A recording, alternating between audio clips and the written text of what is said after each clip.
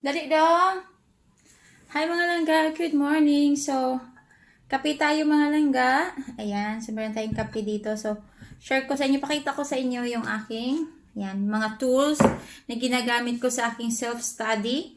Ayan, dahil yung in Berkeley ko ay B1, so mahirap siya mga langga. Meron akong book ng B1 pero hindi ko siya ginagamit pa kasi mahirap siya. So, nag-start ako kasi tapos na ako sa A1. So, ngayon, tinatry kong mag-A2. So, self-study lang ako malanga-langga kasi pag mag-aral ka sa school, mahal yung bayad. Mag-i-spend ka ng 2,000 to 3,000 euros, which is really expensive for me. So, ayan. So, ang ginagamit ko mga langga, meron ako ditong dictionary. Ayan. Maganda yung dictionary na to mga langga dahil yung translation niya, kasi yung Dutch kasi, merong isang Dutch word na marami siyang magkakaibang meaning. So, maganda to kasi minsan pagka mag-Google Translate ka lang, isang meaning lang yung binibigay nila ng Google Translate. So, kumbaga, limitado yung translation or limitado yung meaning. Unlike dito sa dictionary na meron din siyang mga synonyms itong na to. Yung dictionary na to. Maganda to mga langga. So, ito yung dictionary na ginagamit ko. Tapos yung ginagamit kong book for now, meron ako dito. Ayan. Learn Dutch with Victor. So, ayan. Ano siya? Mga short story siya mga langga. Ayan. May mga short story siya. Tapos, after nung stories, short story siya about ni Victor, about sa life ni Victor actually. So, ayan, meron siyang mga drawing. So, para mas mabilis din na maintindihan. Tapos, meron siyang, ayan, after nung drawing, meron siyang itong text na to, mahabang text, na pwede mong aralin talaga. At saka, ang ginagawa ko mga langga, pag may mga na-encounter akong mga new word, ayan, sinusulat ko siya sa papel, or sa notebook ko, yes, of course. Sinusulat ko siya sa notebook ko, tapos, hinahanap ko yung nire-research ko kung ano ibig sabihin niya, kung saan ko siya pwedeng gamitin, tapos nagta-try din akong magawa ng sarili kong sentence gamit yung new word na natutunan ko. Tapos, pagkadating ni Elko, yan, tinatanong ko si Elko kung tama ba yung ginawa ko, tama ba yung paggamit ko sa kanya sa sentence, ganyan. So, tinuturuan ako ni Elko. Tapos, ayan, pagkatapos ng text, meron dito mga tanong na dapat ding sagutan. So, paganda to mga langga, napaka-basic lang niya, pero maganda siya kasi yung Dutch niya, sobrang siya, mabilis siya intindihin. Tapos, kasamahan din sa book na to, meron din itong vocabulary and grammar exercises. So, siya, woordenschat en grammatica oefeningen in Dutch. Ang hirap kasi ng Dutch mga langga.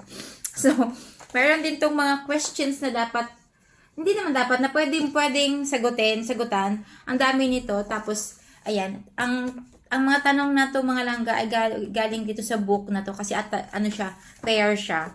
So, yung book na to mga langga, hiniram ko lang to siya sa bibliothèque or sa library.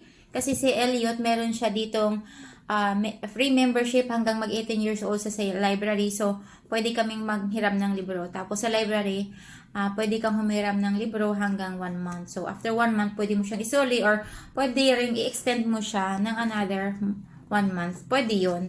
So, yan. Mabait yung taga-library dito sa Roy kasi actually, dapat hindi ito pwede dun sa sa membership card ni Elliot kasi nga, syempre bata pa siya, tas ito yung book.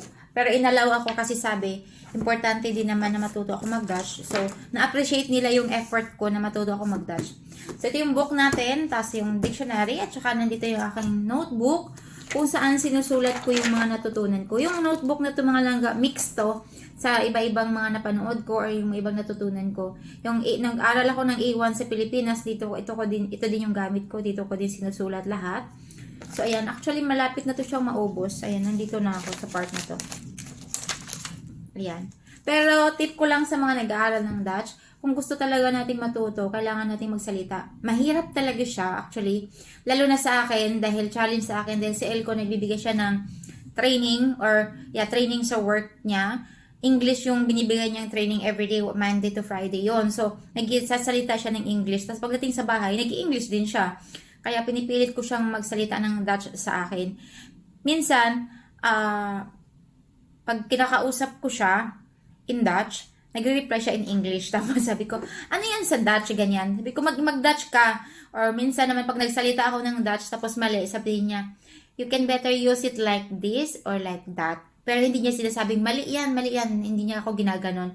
Sasabihin lang niya, minsan sabi niya, okay yung pagkagamit mo, pero it's better to use it like this and then like that. And then, okay. Then, minsan sabi ko, ano ba ibig sabihin nun? Kasi minsan may naririnig ako sa shop, sa work ko, na mga Dutch expressions, ganyan. So, hindi ko naintindihan. So, pagdating ko sa bahay, tinatandaan ko yun. Pagdating ko sa bahay, tinatanong ko si El, ano ibig sabihin nun? So, ini-explain niya sa akin kung ano ibig sabihin nun. So, ang haba na ng sinabi ko, kailangan ko na mag-aral kasi nga sabi nga ni El, kung mag-aral daw ako, huwag ako mag-house chores. So, yun lang mga langga. Ito yung aking mga ballpen. Iba-iba yung color ng aking mga ballpen kasi mahilig akong magsulat ng iba-iba. Tsaka itong ginagamit ko, maganda to kasi ballpen to siya, pero nabubura. Ayan, meron akong red at saka meron akong black. Kailangan ko na rin bumili. At saka meron akong pang highlighter kasi hina-highlight ko yung mga word na dapat kung tandaan kasi ano siya, parang important word siya. So, yun lang mga langga. Let's learn Dutch. Ayan, sa mga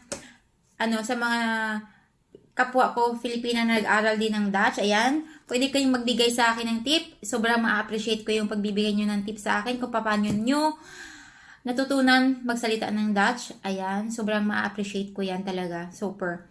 Kung meron kayong mga tips na pwede nyo ibigay sa akin, sobrang ma-appreciate ko yung mga langga ha. Yung mga kababayan nating Filipina na nandito din sa The Netherlands. So, yun lang mga langga. Kailangan ko na mag-start. Bye mga langga. Be kind. God bless your day ahead. And don't forget to smile. Ayan, mas maigi na yung mag-spread tayo ng good vibes kaysa sa bad vibes, diba? Bye!